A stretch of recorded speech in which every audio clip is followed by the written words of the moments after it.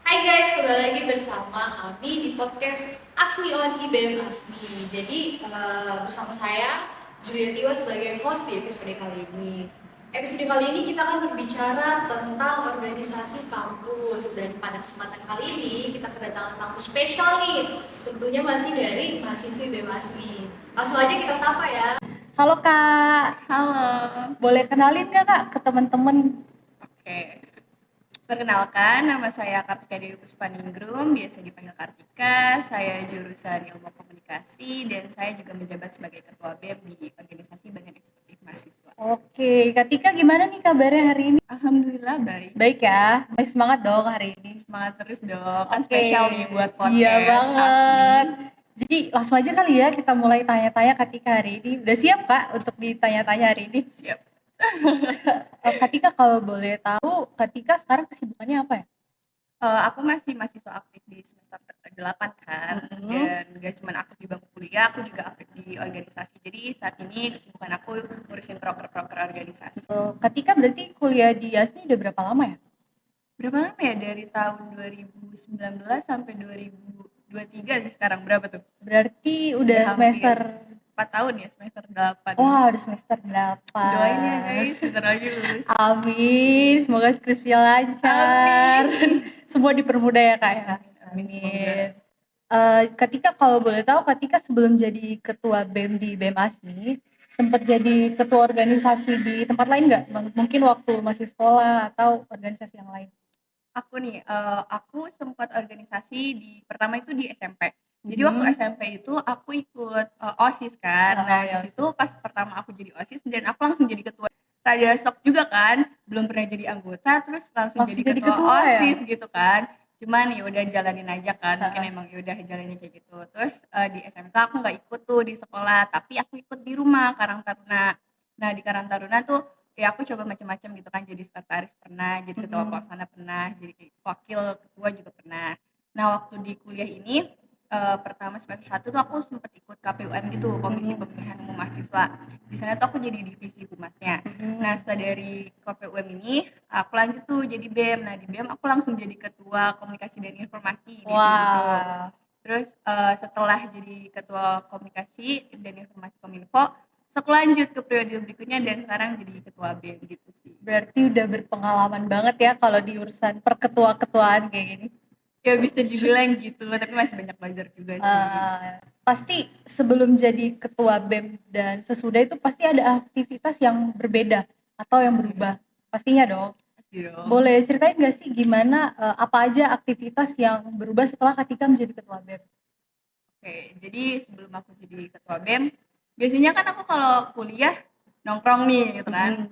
Selesai kuliah, selesai matkul nongkrong nih, kalau nggak di kantin belakang di kabel, kalau nggak di depan di DPR gitu, di bawah pohon rindang di OMSUL gitu. Pasti selalu kayak gitu terus kan kesehariannya.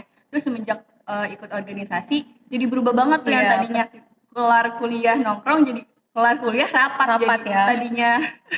Tadinya nongkrong terus sekarang jadi kura-kura kan, kuliah rapat kura-kura ya, jadi lebih sibuk lagi ya kegiatannya. Iya, jadi lebih produktif lagi karena ikut organisasi. Wah, jadi pasti ada yang spesial nih dari Katika sehingga Katika terpilih jadi ketua BEM. Nah, kan waktu mau pemilihan ketua BEM itu ada visi dan misi ya. Kita mau tahu nih, boleh di-spill dikit nggak visi dan misi dari Katika, dan mungkin visi dan misi itu yang membuat Katika bisa menjadi ketua BEM sekarang. Oke, visi dan misi aku. Lumayan panjang sih, aku boleh lihat nggak ya? Boleh, silakan. Soalnya lumayan panjang daripada aku salah kan, jadi minta di-spill nih, siapa tahu teman-teman yang lain ada mau jadi ketua BEM. Boleh banget. Ini sebenarnya tips juga sih buat yang lain kalau misalnya kalian mau jadi ketua BEM nih, terus mau bikin visi misi. Itu pastiin visi misinya tuh yang serealistis mungkin gitu. Soalnya kan banyak ya sekarang visi misinya janji-janji manis doang gitu ketika kalian menjabat. Kayak siapa tuh? Siapa ya? Sebut jangan takut hilang sih. Terus iya, tapi janji-janji manis gitu ketika udah kepilih malah nggak dijalanin gitu kan, jadi kayak ya kecewa nih orang-orang. Iya. Terus tips dari aku kalau misalnya visi misi dari aku sendiri mana nih? Nih.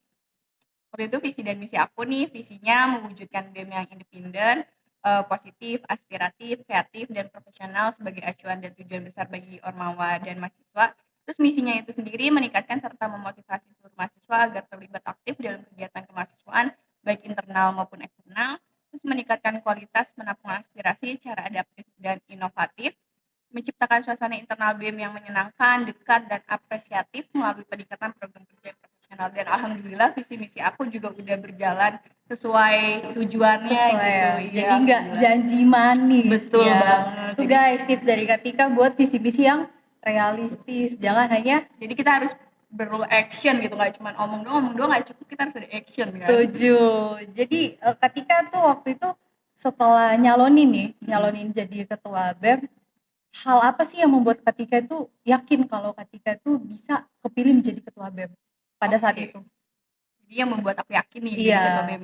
Jadi aku yakin karena visi misi dari aku sendiri sih. Jadi aku yakin nih visi misi aku ini tuh banyak bawa perubahan untuk BEM-nya sendiri. Jadi dari visi misi tersebut karena realistis juga kan. Jadi orang mikirnya juga kayak yaudah kita bantu wujudin bareng-bareng gitu. Oh gitu. Nah, waktu Katika mencalonkan menjadi ketua BEM, pasti di fase-fase itu ada nggak sih orang yang ngedukung? Pasti ada ya orang yang berpengaruh besar sehingga terpilih Katika menjadi ketua BEM. Kalau boleh tahu siapa aja ya orang-orang yang berpengaruh? Jadi orang yang berpengaruh. Iya, sebutin aja semua Kak. Gak apa-apa nih, panjang nih. Nggak apa-apa. Jadi orang yang berpengaruh banget tuh yang pertama wakil aku sendiri, Dina Wulandari, itu kayak bener-bener dia support banget tadi Wah. dari awalnya. Aku nggak mau nyalonin, ini FYI aku tuh tadinya nggak mau nyalonin jadi ketua BEM gitu, tapi disupport terus sama Dina, dia yang ngeyakinin aku terus gitu, sampai saat ini pun dia masih support sebagai wakil gitu Wah, kan. keren banget. Terus ada lagi teman aku namanya Apin, Kak, dan Michael gitu. Dia juga dari awal support aku banget. Bahkan sampai aku debat waktu itu debat calon ketua, sampai bikinin banner. Wah, keren. Iya, katanya kalau aku kalah aku disuruh jualan pecel lele ke Dewi. Untungnya aku menang. Untung aku menang jadi nggak jadi jual pecel lele ya. Coba bayangin kan. Terus ada dari teman-teman BPH sih juga mendukung banget, kayak ada Nanda, ada Novita, Magda, Luis, Nadila, Dinda, teman aku juga ada Hadi, terus ada teman aku juga yang waktu itu bantuin shoot video kampanye juga ada namanya Joy. Udah teman-teman aja nih, nggak ada yang lain. Temen aja Oh, sih. teman aja, masih teman ya guys ya. Oke, selama Katika menjadi ketua BEM, apa sih tantangan yang paling besar yang Katika rasakan gitu selama menjabat? Oke, kalau misalnya tantangan terbesar bagi aku nih ya sebagai ketua BEM, sebenarnya tantangan terbesar itu dari ego aku sendiri sih gitu, karena yang ngatur ego itu kan susah banget ya. Setiap orang memiliki ego yang berbeda-beda gitu, apalagi ketika menjadi ketua harus mengerti dengan anggota-anggotanya gitu, anggotanya nggak cuma satu, ada banyak dan beda-beda pemikirannya. Betul. Itu kan, dan misalnya ada konflik juga sebagai ketua harus bisa mengatasi itu. Jadi harus mengatur ego sih yang paling susah gitu, cara meredamnya itu kayak gimana, cara pikiran kita harus tetap tenang, harus tetap positif gitu sih. Nah, kayak Katika bilang tadi punya ego masing-masing juga. Jadi ada pasti beberapa anggota yang susah diatur. Bener kan? Bener Nah, banget. gimana? Ini kayak cerah dari hati nih. Gimana tindakan Katika untuk mengatasi atau mengatur tadi anggota yang susah diatur ini? Pasti ada aja nggak sih kalau kayak gitu ya Pastinya. kan. Kalau misalnya dari cara aku sendiri, sebenarnya kita juga nggak bisa terlalu tegas sama anggota gitu kan. Kalau Iya. misalnya kita terlalu tegas, mereka jadi takut, jadi nggak deket gitu. Kita terlalu deket, takutnya mereka jadinya seenaknya gitu kan. Jadi ya kita harus seimbang sih, harus bisa nempatin posisi di mana harus tegas, di mana harus deket sama mereka, dan yang paling penting itu kita harus ngerti mereka sih. Jadi kalau misalnya kita udah ngerti mereka, mereka juga pasti akan mengerti kita. Kalau misalnya buat disiplin sama tata tertib itu harus dari ketuanya sendiri. Kalau misalnya ketuanya disiplin, pasti anggotanya juga akan disiplin. Berarti caranya lebih saling mengerti aja ya? Iya. Ketika selama menjabat pasti ada suka dukanya dong sebagai ketua BEM.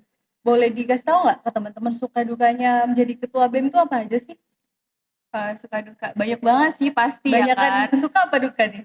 Suka dong. Suka dong kan, karena kita harus have fun terus ya. Betul. Kayak ketemu sama mereka aja tuh, sama anggota BEM aja tuh udah have fun gitu. Sebenarnya udah menyenangkan, bisa kumpul rame-rame gitu kan di ruang BEM, makan bareng kayak gitu kan, cerita-cerita.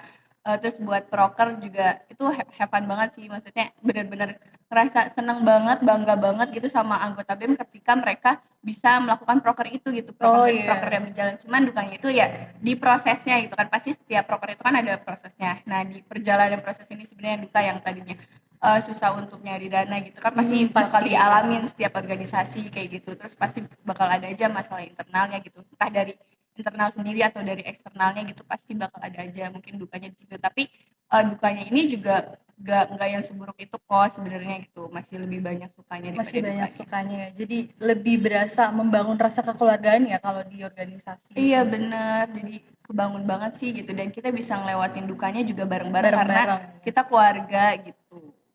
Oke, terakhir nih, bagaimana tips dari Katika untuk anggota BEM lainnya biar kedepannya itu bisa lebih rajin dan disiplin lagi?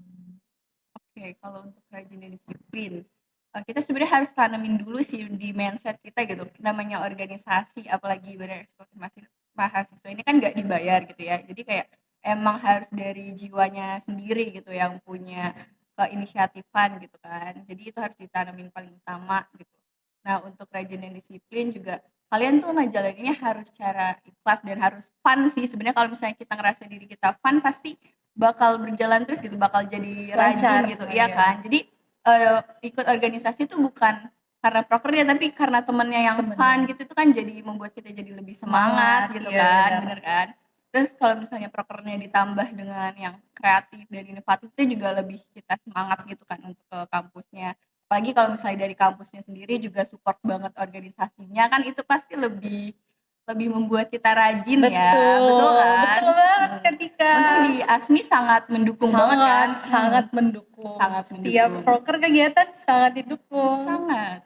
Oke Kak Tika, sebelum acara hari ini benar-benar selesai, ada nggak motivasi dan pesan buat disampaikan ke generasi selanjutnya? Oke ya.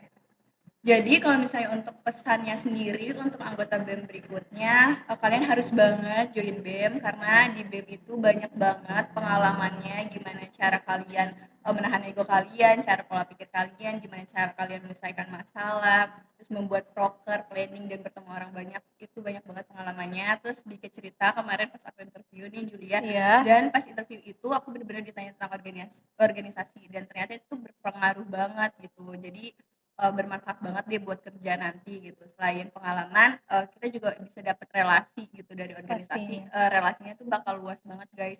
Jadi relasi itu juga sangat berpengaruh gitu untuk kalian yang mau nyari kerja atau nyari channel dan lain-lainnya, itu bagus banget sih. Jadi nggak bakal nyesel buat join organisasi gitu. Oke, jadi yang udah dalam organisasi tetap pertahankan. Betul dan yang banget. belum join harus join. Segera join karena seru banget, bener-bener seru banget. Oke Katika, jadi kita punya merchandise nih buat Katika, buat kenang-kenangan bahwa Katika pernah hadir di podcast BEM ASMI. Wah, apa tuh Kak? Kita punya kaos. Wah, lucu banget. Katika boleh diterima. Terima kasih loh. Foto Ini dulu nggak foto sih? dulu. Oke, foto-foto ya buat kenang-kenangan. Oke.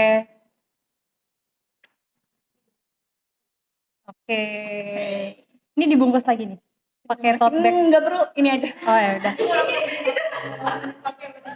Langsung dipakai ya Kak ya? Ya, buat acara donor darah di bawah. Oke, boleh. Mau pamer ke orang-orang kalau dapat baju dari podcast. Wah.